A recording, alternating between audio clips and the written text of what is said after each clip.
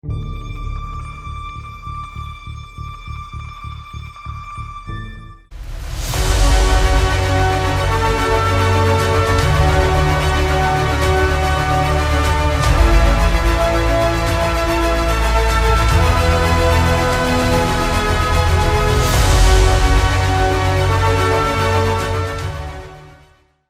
hello, everybody, and welcome to another edition of Average Superstar TV. I am your host, Lauren Lepre.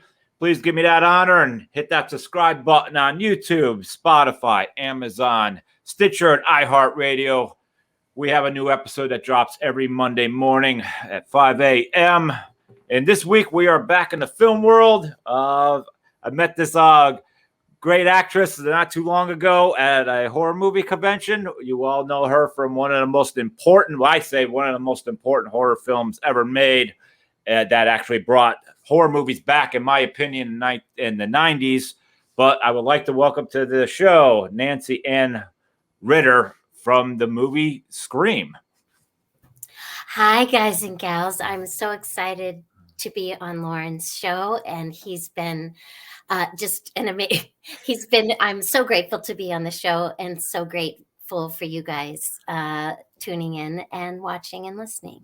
Awesome. All right. Well, let's hit the rewind button, because you definitely had a interesting little career here. So I see, for me being a hometown PA guy, you were originally born in Bucks County. Yeah. So born in Bucks County Hospital, and the little neighborhood that my parents and sisters were in was Levittown, Pennsylvania. So 413, yeah, Route 413. Yep. Is that so? We left. Oh, is that the area code? No. There's 413 New Falls Road. Anyone up that area right now is hearing me saying that's popping right now. Like, oh God, he knows. Yeah. So my dad was a captain in the Navy, so we were stationed every 3 years in different states. So we actually left Levittown when I was 1. So my memory, we've been back since. I wouldn't think you would remember too much. Yeah, it's forgivable. So then, yeah, we moved to Monterey, California, then Pensacola, Florida. And then when we got to Alexandria, Virginia, which is where I am temporarily, so thus the decor of my mom and dad behind me. But so we moved here to Alexandria, Virginia when I was 6 years old. And then I started acting when I was 9, and they're still in the same house. Like, luckily with the Navy, he kept getting reassigned here, so they didn't have to move anymore. So let me freeze you right there. So you've been acting since you were 9. I mean, was this something that, like, did you look at tell us your story? Like, did you just look at the TV one day and say, I want to do that? And your parents led you to water? How'd that work? So Washington, D.C. has a great theater community and theater scene. And I remember they took me to a production of The King and I and the main actor who originated the role of the King was Yul Brynner. Oh, wow. And so he was doing it. And I remember, I think at intermission, I just looked at my mom, and I was about 9 years old. And I said, how I want to be up there on the stage with those people. How do I get on stage with them? And so my mom was really great and started looking in our little neighborhood newspaper. And then at the grocery store, they had on a bulletin board, they were looking for kids for a production of Snoopy, which is a musical based on Charles Schulz, the Peanuts gang. And so I auditioned for that little musical, and I was not cast as one of the main characters, but they had a little chorus of maybe 6 of us called the Peanuts Gallery. And so I remember the director called my mom, and he was like, we want to cast Nancy Ann. And she was taking the information. He was like, I want you to know this is a big deal. Like 150 kids auditioned, and he said, so for Nancy Ann to get in was a big deal. And my mom was like, oh, okay. And so once I did Snoopy, then I just kept auditioning for play after play, and did the musical of Oliver. So initially it was musicals and then plays, and I just kept going. So it was children's theater, then community theater, and then professional theater. I went to Duke Ellington School of the Arts, which is performing arts high school in Washington, D.C. And then what was great about that school is whenever professional theaters in DC needed teenage kids, they would come and audition us. So I got to do plays at the Kennedy Center. And Are you particularly at this era just doing plays? Are you like, yeah, okay, so you're not near TV or film yet, right? no. And I was just talking about this the other day. I just finished doing a film, and the only on-camera experience I had starting at about 16 years old were little video training films for the Department of Labor. and, Oh. and we as 16-year-olds were playing like adult characters in How to Be a Good Employee. So that was the only time I'd been on camera. And then went to Northwestern University outside Chicago that has a good theater program. So I'm embarrassed when you all look at my IMDb, the credits like end at like 2005. But I need to make a website because I'm very proud of all the theater I did. But It'll be your winter project. yeah, that's right. Cool. So like, yeah, so I was just gonna say everything ended IMDb wise, well, and acting wise. I met my ex-husband on an independent film called Charlie's Party, and he became physically abusive, and I stayed with him for 6 years. But everything IMDb, yeah, as you people can see, ended at like 2005. So I just started getting back into it 17 years later. So and you're off, and that's good. It's good you got up, and it's good that you're around, because you definitely, if we have like 200 mutual friends, we run the same circle. I always said, as long as you're in the convention circle, I mean, you know, you're current. You know, it's important. You know, and so it's crazy. So I'm just kind of curious, jumping into what really catapults you here. So I've always told people, you know, the 80s was like the greatest era, you know, outside of the early Universal part for when it came to horror movies. I mean, you can say 70s and the 80s, but by the time the early 90s hit, man, it was just like we had bad Halloween films, bad Friday. It was like everything jumped the shark. Like everything just seemed to be crashing, and exception of like 91, I think, when Candyman came out, we were just like, horror's this on the it's crashed, it's over. And then here comes 1996, and I see Wes Craven's got this movie coming out, you know, called Scream. And I honestly, when I just saw it, okay, I was just like, why is that going to be any good?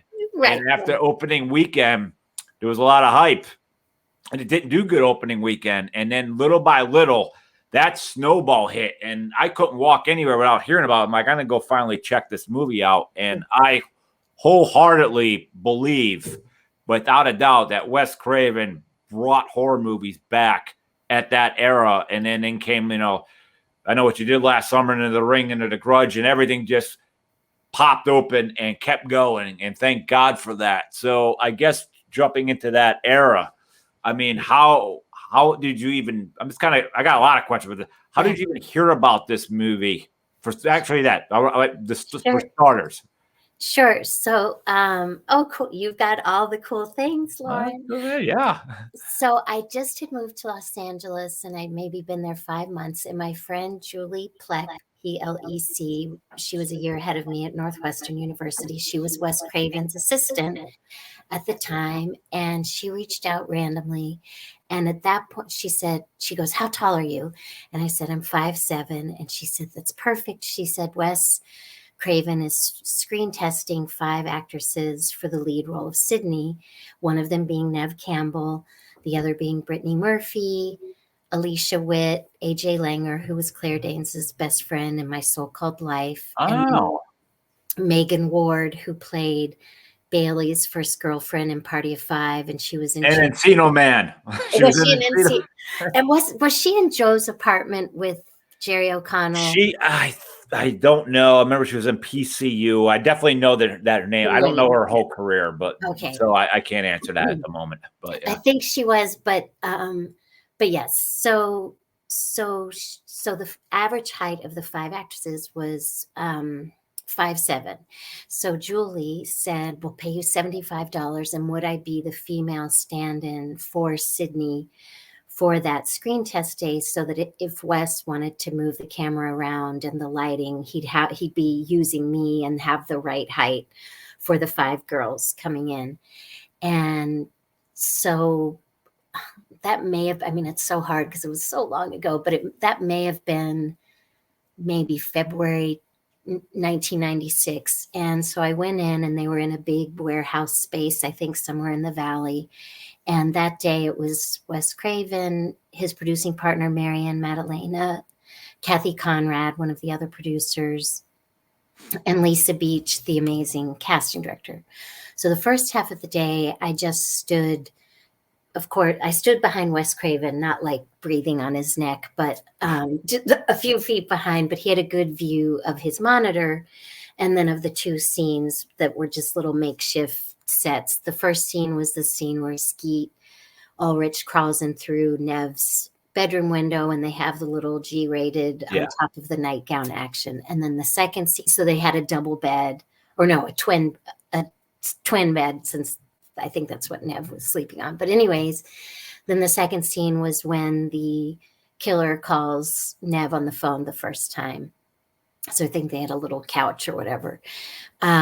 So the first girl who auditioned was Megan Ward, and they were in and out fast, each actress. And I think Wes had them do both scenes like twice through, and yeah, really fast. And halfway through the day, Wes turns around to me and he asks me, do you know the lines to the 2 scenes? And I said, yes. And at that point, he said, well, here's the little script. He said, just go over them.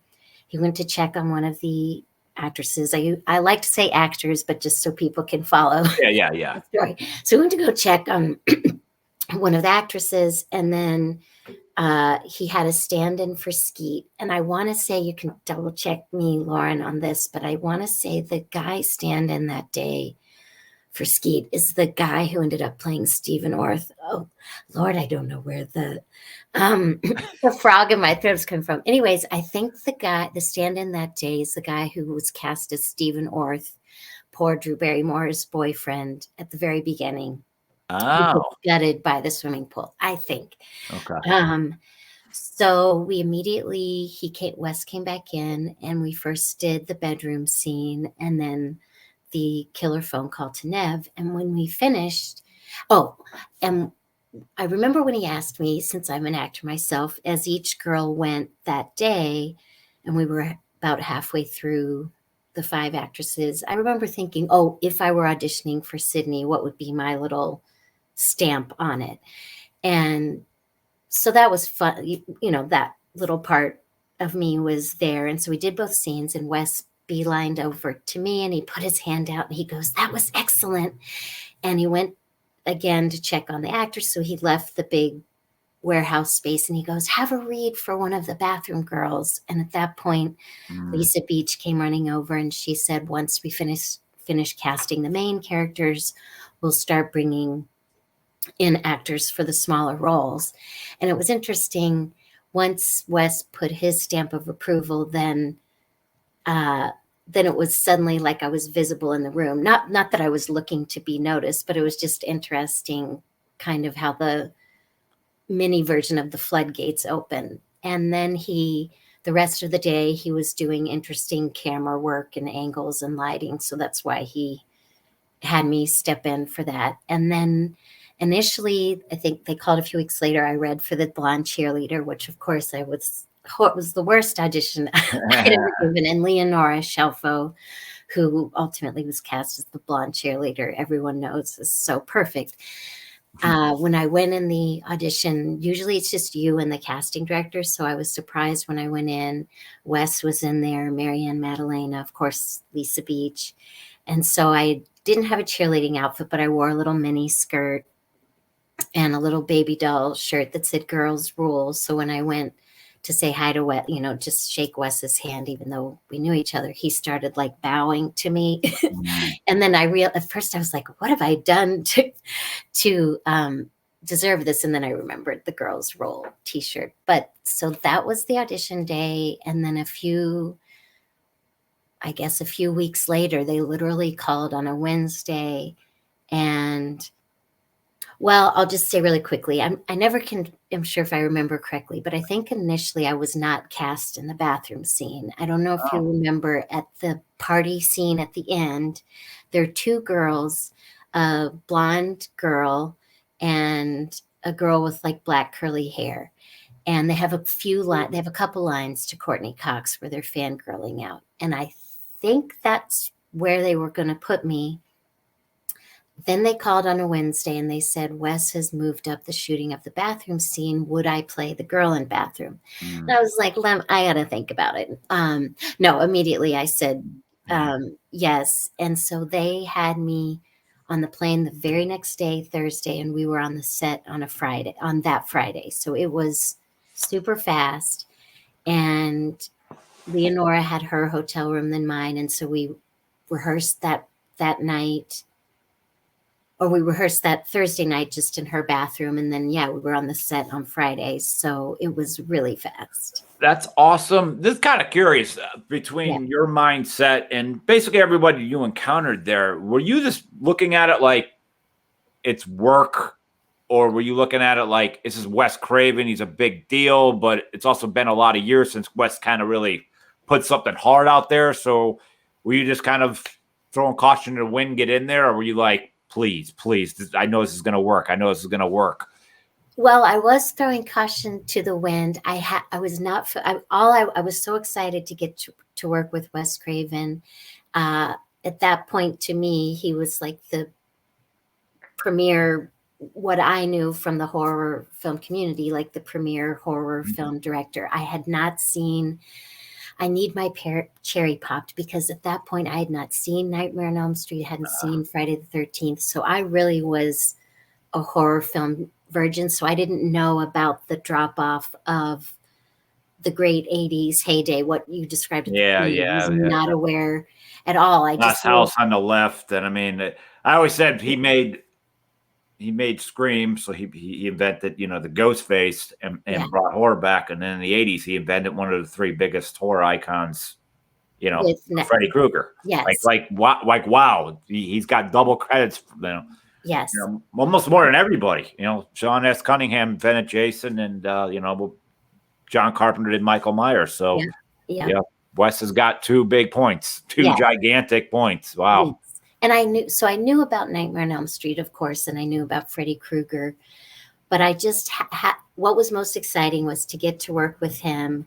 And then because I'd read the script pre-auditioning for the cheerleader, so I knew how amazing the script was such a page turner. So just those two things alone, the script and then getting to work with Wes Craven, and it was my first movie. And then getting to go, they flew us into Oakland, and then shooting up in Santa Rosa. I'd never been in Northern California. I always thought I would stick with theater. So living in Los Angeles was very kind of last minute. So it was just a big, I was very nervous, but very excited. And since having this nice little relationship with Wes, that made me feel, even though I was very nervous, I felt obviously in good hands with him, but he knew I came from the theater and that this was my first movie. So he was really gentle and with me. And then Leonora, who grew up in a movie family, grew up in California. She could have been like, oh, who are you, Nancy Ann? She couldn't. She made that experience, Leonora, the cheerleader, just amazing. And Wes was gentle, but I actually love when directors are very direct and kind of tough lovish. So I remember when we were doing our close-ups, he came in. He was doing mine first and then going to do Leonora's. And he came in and he goes, Nancy Ann, you look grotesque. And I knew what he meant. He goes, it looks like you're playing to a Broadway theater of like 1,000 people. And he kind of had a little smirk, and I knew. And so he just kept saying, shave it, shave it, shave it. So just his kind of being in my ear, and then just gradually not gradually. He was directing. He was directing. He was directing, yeah. And I'd been doing it for so long. And you and her, your acting partner, and that Yeah. you two are like you're everywhere together. Yeah, At everywhere. cons, like Oh, always. yes. You're always all over the place. So I think Yes. that's pretty awesome. That like Yes. that was your scene. You two are bonded. I think that's great. Yeah. And we didn't know. I mean, it's interesting. We definitely bonded as friends. She became a great girlfriend. We had no idea 25 years later when the first our booking agent reached out to us was right around the 25th anniversary in December. We were bonded just as friends. We had no idea that 25, well, now 26 years later, we'd be getting to do conventions together. And so that's been the best, getting to meet you in person at the New Jersey HorrorCon and Film Fest. Just, yeah, she and I started in 2022, and now we're starting to get booked for 2023. So it's the gift that keeps on giving. She didn't expect this. I didn't expect this. So, yeah. How we'll stay right there. So how has the horror movie community, like how you been received by them? Because it looks like you're doing pretty good. Well, they've been, ever since the booking agent reached out, I became, I just saw we had mute. Well, suddenly I know this is, I don't sit there and count my Facebook friends, but kind of overnight, not overnight, but pretty quickly, I went from like 800 little Facebook friends to now. I don't know why Facebook limits you to 5,000, but Yeah, so I keep, you're getting close, I believe. Yeah. yeah, well, I keep having to delete people, and not, what I do is I go back through, and anyone who's taken themselves off, Mm-hmm. off of it, then I've done that. I know what you mean. Yeah. Yeah. opens up spots. So I'm trying to get going with Instagram, but I'm still so new with that. But immediately the horror, I had no idea there were horror conventions when the agent reached out. I knew there was Comic-Con. My friend is an actor on the TV show Supernatural, so I knew about Supernatural conventions for the show Supernatural. So the learning curve was big. Yeah, I had no idea the horror conventions existed. So being embraced by the horror community has really been the best, most, not to sound cheesy, but just a really magical gift, because I've gotten to know you. I consider you a friend. Yeah. I know we will get to know each other better as we go forward, but that's been getting to be a part of that community, and then I've started to meet and see some of the same volunteers and staff at the conventions.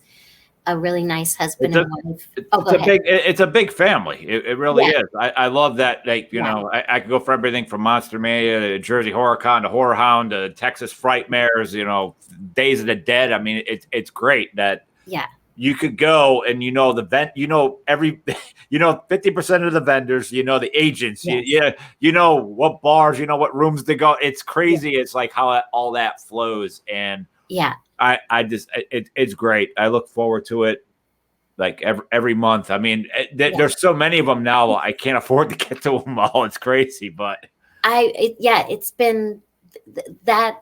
Yeah, this whole has, as you know, is such a new world for me. And the whole feeling a part of a family is just a family I never thought I felt a part of the Scream family when it was made and when it came out.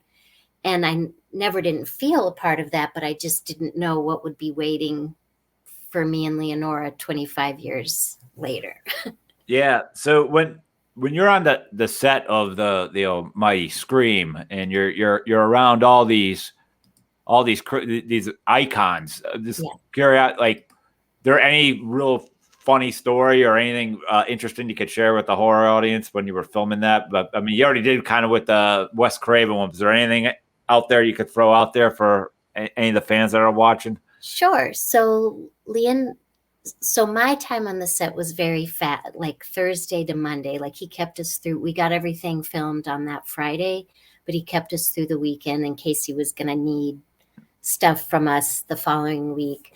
But at the time, Leonora was live-in boyfriend girlfriend with Skeet Ulrich. So of the main cast, she knows how to pick them. Yes, they were together.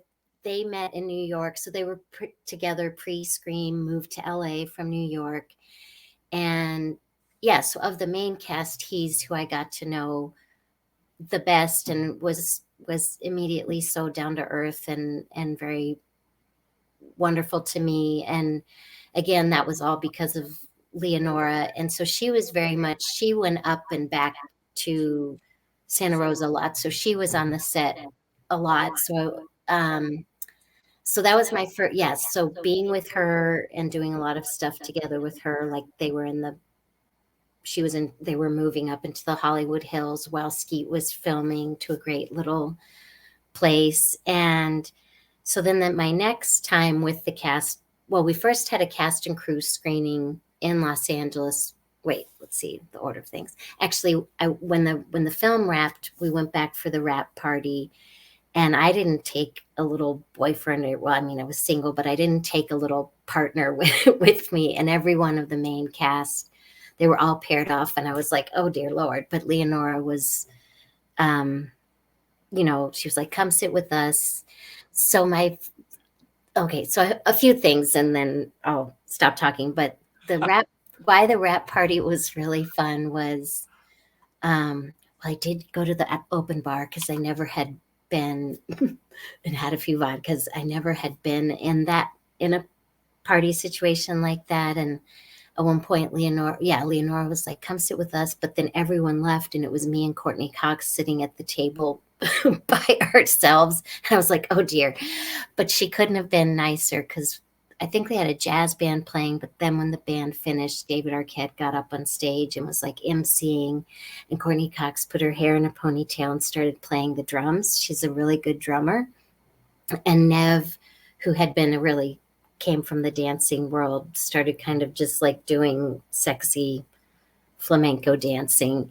But just those little memories were so great. And then after that, the editors, it would be so great if they would release this, but they did 3 tribute reels, one to Drew Barrymore, one to Henry Winkler, and one to Courtney Cox, showing the 3 of them from their earliest work to the present. And it was just really these 3 beautiful tributes. And then they showed a blooper reel.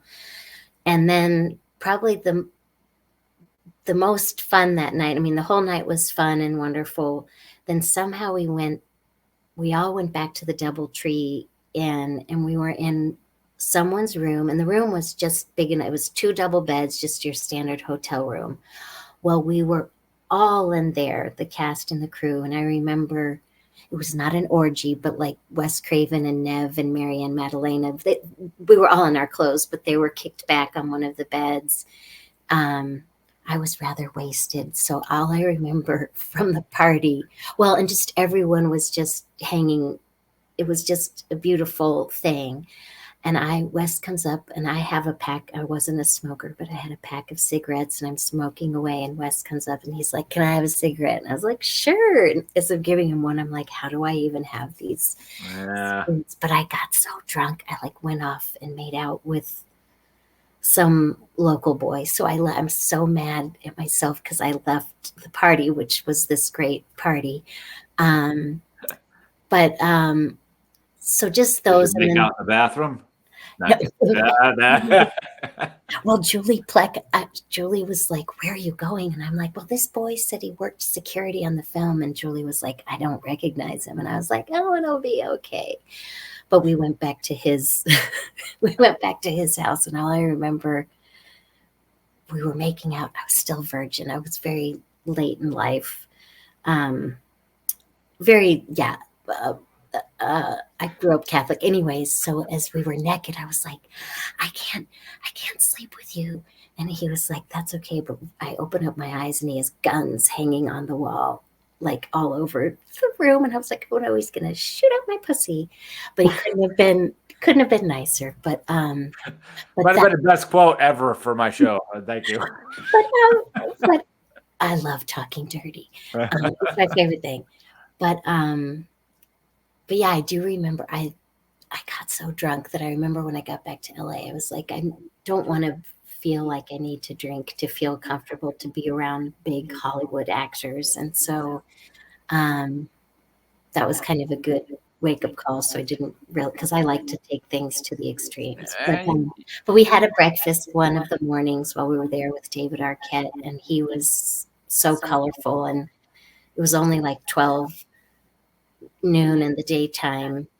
And he came in with like not tuxedo pants, but they looked like tuxedo pants with like an orange stripe and a black silk shirt with like orange and yellow polka dots. And so he was larger than life and very colorful. And the premiere was really fun. And I'll never, of the 5 actresses who auditioned, of course, Nev Campbell's the most perfect casting for Sydney. Of the 5, and they actually were all really great, just very distinct from each other. Brittany Murphy did just a really interesting audition. She was very different from the other 4 actresses. They really liked her, but thought she looked too young for the cast at the time. But I remember possibly, yeah. But I remember she was there at the premiere, and I was wearing like a little leopard print slip skirt, and she was like, "I love your skirt." But I think she's an amazing actress. I'm very sad that she's not with us anymore. But yeah, the premiere was so exciting, and Leonora and I have stayed friends the whole time. So she and Skeet would have me over for Thanksgiving and great little gatherings, and then she and I, like I said, Well, you made a friend for life, and you made a yes, friend for life through one of the most important horror movies by far in the 90s. And yeah, you're riding it out, and you got to meet awesome people like myself. And yes. yeah, No, I'm serious. and no, but I think that's great. It's awesome. And it also led you, because you're not done acting. So I know you're currently got some projects going on. So one of them's called Girl 2. Yep. It's the sequel to, well, The Girl was the original that came out 12 years ago. So now this is the sequel to The Girl called Girl 2. That's why it's called 2. And actually, Leonora and we both play nurses, and they're bigger parts than we play in. Do the nurses at any point go gossip in the bathroom? Because if not, the director. No, but she's kind of a little mean. It's set in a mental institution. We don't have a bathroom scene, but she's a little bossy with me, which is kind of interesting to see. Yeah. Yeah. Like And then the lead, well, it's a really great cast. I just finished filming my scenes just this past weekend. And we're going to assume that this is something everyone could catch next year. This is a feature? A feature film, and they're gunning for having it all finished summer of 2023, because they want to have me and Leonora and Gigi Edgley, who her initial claim to fame was in a show called Farscape. She's an actor from Australia. Lives in Los Angeles. She's one of the leads of the film. And so the writer-director wants to have us at Akron Comic-Con in November of 2023. So he wants to make sure the film has been out already. Best way to promote it. Yeah. So, but yeah, another one of the main actresses, her name is Lisa Neild, and she actually is the girl. But it was an amazing cast of actors, and I just really enjoyed it. And then right before I did Girl 2, I did a film called The Only Ones. I have a big part in that as well. And that's a great writer-director. His name's Jordan Miller. And then I had 2 small parts this summer, one in a film called Night of the Undead with some really great filmmakers, and they got a distribution deal. Congratulations.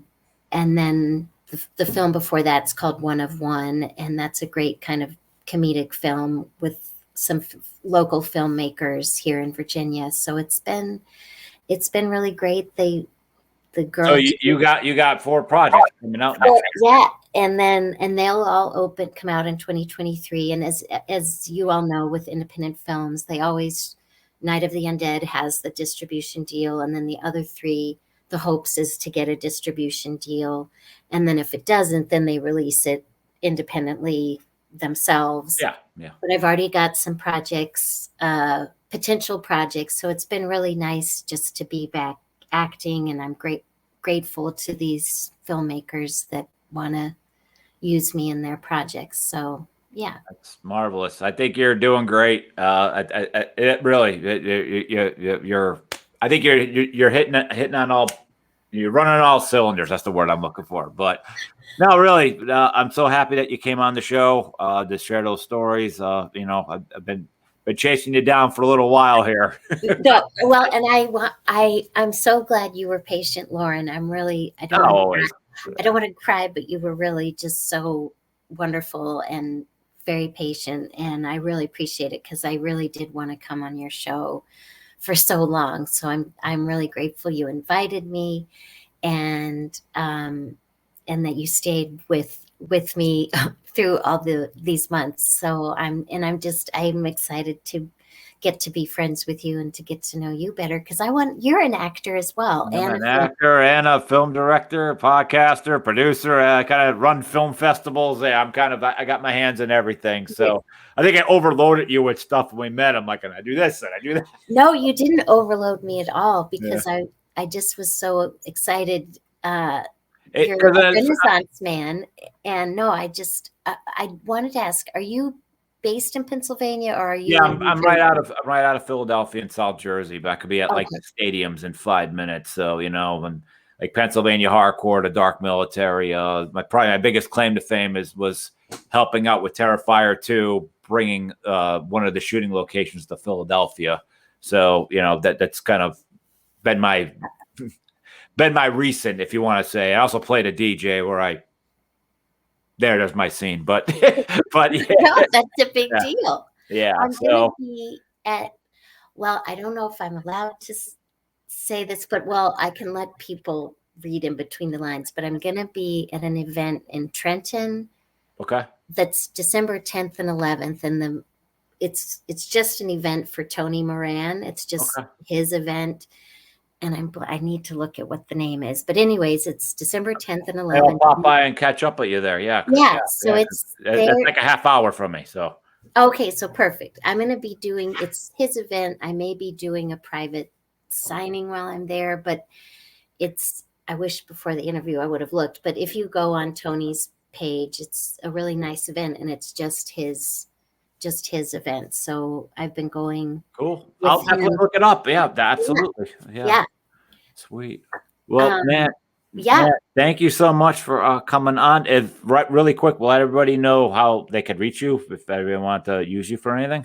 Yeah. So my Instagram is my name, Nancy Ann Ritter, at Nancy Ann Ritter, and then Facebook or Facebook Messenger or message me on Instagram. I'm still new to Instagram, so but any one of my portals, reach out. Yes. It's totally fine. And I'll be sure Leonora and I have definite conventions we've booked for 2023. So I'll get those listed on Facebook and Instagram, and then Sweet. Well, Nancy, again, I thank you for coming on. I also thank this audience for taking the time to check out Average Superstar TV. Please hit that subscribe button on YouTube, Spotify, Amazon, Stitcher, and iHeartRadio. And with that, I will tell everyone thank you, and the party is over.